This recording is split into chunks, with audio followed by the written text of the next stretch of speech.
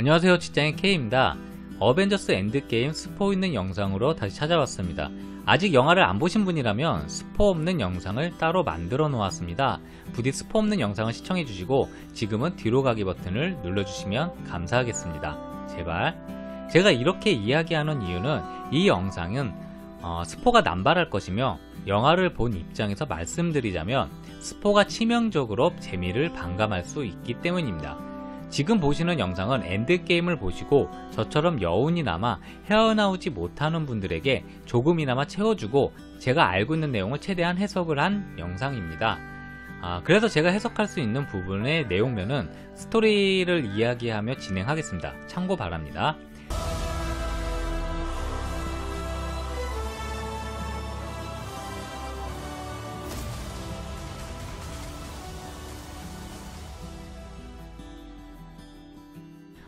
뜨거운 열기 속에 엔드게임이 드디어 모습을 드러냈습니다. 정말 예상할 수 없는 스토리를 보여준 루소 형제는 천재라는 생각이 드는 영화입니다.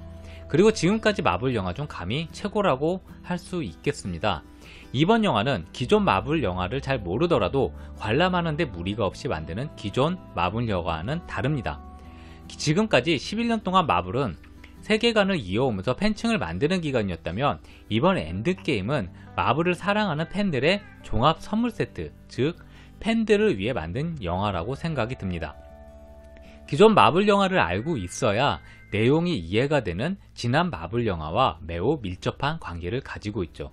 그동안 많은 사람들이 11년 동안 마블 영화를 근거로 엔드게임에 관한 추측이 많았었습니다. 하지만 루소 형제는 1기 히어로 마블 영화를 모두 이어가면서 모든 사람들의 추측 대부분을 빗나가게 했습니다. 저 역시 마찬가지고요. 티저 영상에서의 토니 스타크가 우주를 헤매이는 영상이 영화 처음 부분에 나오고 그를 캡틴 마블이 구해주며 토니와 스티브는 다시 재회를 하고 여기서 다투게 됩니다. 여기서의 나오는 대사의 내용은 에이지 오브 울트론과 11호의 내용이 연관이 되어 있습니다. 특히나 어벤져스 1 뉴욕 침공에서 토니가 핵을 가지고 적진으로 들어가 많은 군사와 타노스의 존재를 느끼며 죽을 뻔한 경험이 있었고 이로 인해 아이언맨 3에서 그 공포에서 헤어나오지 못하고 불면증으로 아이언맨의 군단을 만들며 혼자 대비를 하는 모습을 보였었습니다. 아이언맨 3에서 그 불면증과 공포는 이겨냈지만 마음속에는 항상 걱정을 하며 대비한 토니의 마음이 에이지 오브 울트론에서 울트론을 만드는 과정에서 드러나죠.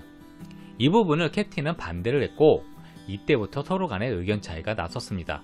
아이언맨 3에서 어디에서도 호출이 가능한 슈트부터 인피니티 워의 아이언맨 슈트와 스파이더맨 슈트를 우주용으로 개발한 것을 보며 그동안 계속 대비했다는 걸 알 수 있죠. 그래서 엔드게임에서의 토니는 자기만 이 사태를 대비했다고 생각하여 캡틴에게 화를 낸 것 같았습니다. 네뷸라의 안내와 지구의 스톤 사용으로 발생된 에너지가 다른 행성에서 한 번 더 발생한 것을 추적해 타노스를 캡틴 마블과 공격하러 가죠. 여기서 타노스는 이미 신체 반은 못 쓰는 상태로 나와 어이없게 목이 잘려 죽게 되는데 스톤을 없애기 위해 사용하다 그렇게 됐다고 합니다. 이유는 인피니티 워에서 핑거 스냅을 사용할 때 건틀릿이 망가지는 것을 볼 수 있습니다. 망가진 건틀릿으로 핑거 스냅을 시전하여 스톤을 없앴지만 본인은 큰 부상을 입게 된 것입니다. 그렇게 5년이 지나고 캡틴이 팔콘이 하던 사람들과의 심리 치유를 하는 일을 합니다. 아마 이 부분에서 캡틴은 팔콘에게 뭔가 자격이 있다고 느꼈던 것 같습니다. 나중에 캡틴의 엔딩과 연결이 있는 것 같습니다. 이 부분은 나중에 이야기했습니다. 블랙 위도우와 다른 히어로들의 영상으로 통신하는 장면이 나오는데 브리 라슨의 쇼컷이 생각보다 잘 어울리더군요. 그리고 앤트맨2에서 양자 영역에 갇혔던 스칸랭이 운 좋게 빠져나오면서 현 지구 상황을 파악하게 되고 어벤져스에 찾아가 양자 영역을 이용한 시간 여행을 제안하지만 기술자가 필요했습니다. 그래서 토니를 찾게 되고 처음에는 거절을 하나 다시 흩어져 있던 어벤져스와 합류하며 타임머신을 만들게 되죠. 헐크는 배너와 헐크의 융합을 성공한 모습을 보여주고 헐크와 로켓은 토르에게 갑니다. 여기서 아스가르드의 마을이 나오는데 토르3 라그나로크와 연관이 있습니다. 아스가르드인들이 제2의 고향으로 정착하며 사는 마을이죠. 토르는 패배와 소중한 것을 잃은 충격으로 몸과 정신은 망가져 있었고 헐크는 토르를 설득합니다. 그렇게 하여 각자 3개의 팀을 나누어 각각 스톤을 가지러 과거로 여행을 갑니다. 스톤을 가져와 핑거스냅으로 사라진 자들을 다시 살리자는 계획이었죠. 이제부터 본격적인 유머스러운 부분과 지금까지의 마블의 연관성을 가지게 됩니다. 과거 마블 영화와 이어지는 부분은 정말 뛰어난 센스와 천재 같다는 생각을 하게 되는 스토리를 보여줍니다.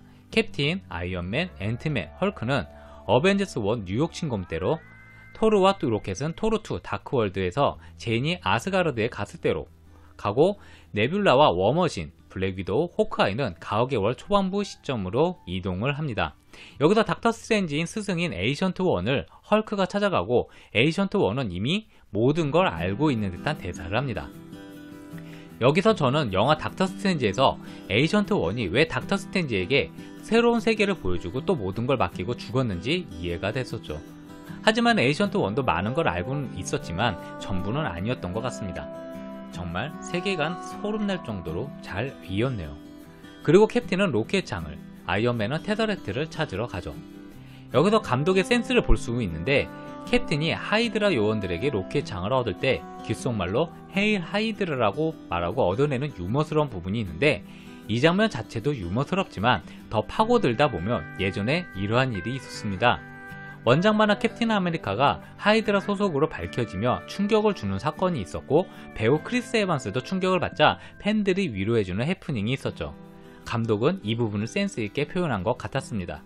그리고 과거 캡틴과 현재 캡틴이 만나서 싸우는데, 과거 캡틴이 하루 종일 할 수도 있어, 나도 알아 라는 대사에서 영화를 보는 관람객 중 웃는 사람들을 볼 수 있습니다. 이유는 과거의 캡틴이 뱉은 대사는 포기하지 않는다는 입버릇 같은 말이었기 때문에 현재 캡틴이 잘 알 수밖에 없는 유머스러운 부분을 표현한 것입니다. You just don't know when to give up, do you? I could do this all day. I could do this all day. 그리고 소울스톤을 얻기 위해 호크아이와 블랙 위도우가 이동하고, 여기서 나오는 대사 부다페스트, 어벤져스 1에서도 나왔었죠. Just like Budapest all over again. You and I remember Budapest very differently. 아마 블랙 위도우 독립영화 내용과 관련이 있지 않을까 생각이 듭니다. 그로 인해 호크아이도 한 번 더 볼 수 있을 듯 하네요.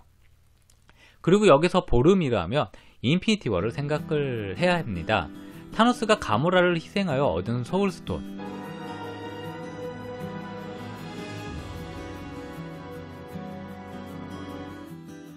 둘 중 하나는 죽겠죠. 엔드게임을 이미 보신 분들은 아시겠지만 정말 누가 죽을지 알 수 없었습니다. 블랙 위도우가 죽는 그 순간까지 저도 그렇고 여기저기 눈가에 손이 가는 관객들이 보였었습니다. 네뷸라를 통해 과거 타노스는 이러한 사실을 알고 현재의 어벤져스에게 스톤을 빼앗기 위해 현재로 오게 되죠. 그 전에 부상을 무릅쓰고 스톤을 사용한 헐크 덕분에 사라진 사람들을 살리는 데 성공합니다. 그리고 타노스는 스톤을 뺏으려고, 어벤져스는 스톤을 지키려는 전투가 시작됩니다. 이제 여기서부터 많은 사람들이 소름이 돋았다는 장면이 계속 연출이 됩니다. 특히나 히어로들이 모두 모였을 때는 그 심정을 아세요? 아시냐고요? 그리고 많은 사람들이 조금 이상하게 생각할 수도 있겠다고 생각되는 부분이 캡틴의 토르의 망치, 그리고 가모라급 신경 변화로 어벤져스를 도와주는 부분일 것입니다. 가모라는 대사를 잘 보면 네뷸라가 보르미르를 언급하는 것을 알 수 있습니다. 이미 가모라는 스톤을 보르미르에 숨겨 타노스를 배신한 시점입니다. 네뷸라가 미래의 타노스가 보르미르에서 스톤을 얻었다는 얘기를 들은 가모라는 그게 무슨 뜻인지 가모라가 제일 잘 알고 있었을 것입니다. 캡틴이 토르의 망치를 들 수 있는 가능성을 보여준 장면이 있었는데 에이지 오브 울트론이었죠. Come on, Cap. 타노스가 다시 핑거스냅을 이용할 위기가 오자 닥터 스트레인지가 망설이는 눈으로 아이언맨에게 손가락으로 단 하나라는 표현을 하고 뭔가 결심을 한 듯한 아이언맨의 표정이 나오죠. 다시 인피니티 워로 돌아갑니다. 여기서 저도 예상을 했었지만 목숨보다도 소중하게 여겨 그 무엇과도 안 바꿨던 타임스톤을 토니를 살리기 위해 타노스에게 주었던 장면이 있었습니다. 토니가 중요한 일을 해야 하기 때문에 죽으면 안 된다는 걸 닥터 스트레인지는 알고 있었던 것 같습니다. 그리고 에이지 오브 울트론에서 토니가 미래를 보는 장면에서 캡틴의 대사로 토니가 무언가를 선택을 해야 하는 걸 암시를 했었죠. 토니의 선택으로 전부 살릴 수 있었습니다. 대신 토니의 희생으로요. 그리고 토니의 딸이 치즈버거를 이야기할 때 해피가 울컥하는 이유는 아이언맨 1에서 토니가 기원하고 바로 치즈버거를 찾았기 때문입니다. In captivity for 3 months, there are 2 things I want to do. I want an American cheeseburger. 영화는 아이언맨의 희생으로 슬픈 분위기를 유지하며 막바지에 들어서고 캡틴이 다시 스톤들과 토르의 망치를 돌려놓기 위해 과거로 가게 됩니다. 그리고 돌아오지 않습니다.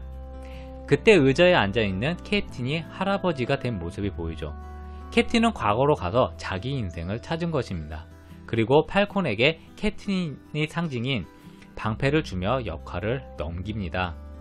왜 친구인 버키가 아니고 팔콘이었을까요? 아마 영화 초반에 5년 동안 팔콘의 일을 하며 팔콘에게 자격이 있다고 판단한 게 아닐까 싶습니다. 그래서 과거로 가기 전에 팔콘에게 넌 좋은 사람이야 라고 말을 하죠. 끝까지 인맥과 정으로 판단한 게 아닌 캡틴스러운 결단으로 영화는 끝이 납니다. 그리고 배우들의 사인과 모습이 스크린에 나오면 한참을 자리에서 못 일어나겠더군요. 이 외에도 지난 마블 영화와 관련 있는 대사들이 많지만 여기까지만 하겠습니다. 영화는 너무 완벽하게 만든 것 같습니다. 역대급입니다. 아이언맨의 죽음으로 슬픈 분위기를 캡틴의 엔딩으로 위안을 주며 마무리를 지은 것 같네요. 완벽한 마무리가 아니었나 싶습니다. 정말 여운이 많이 남습니다.